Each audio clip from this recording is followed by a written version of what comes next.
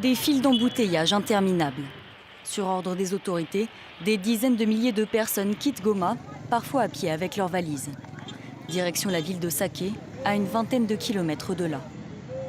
Les données actuelles de la sismicité et de la déformation du sol indiquent la présence de magma sous la zone urbaine de Goma avec une extension sous le lac Kivu. On ne peut actuellement pas exclure une éruption à terre ou sous le lac qui pourrait advenir sous très peu, voire sans aucun signe précurseur.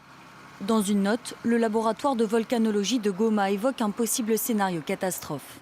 Celui d'une déstabilisation du gaz sous le lac, ce qui entraînerait des émissions notamment de CO2 et de méthane et l'asphyxie de tous les êtres vivants autour. Le laboratoire parle de milliers de morts, aussi bien en RDC qu'au Rwanda.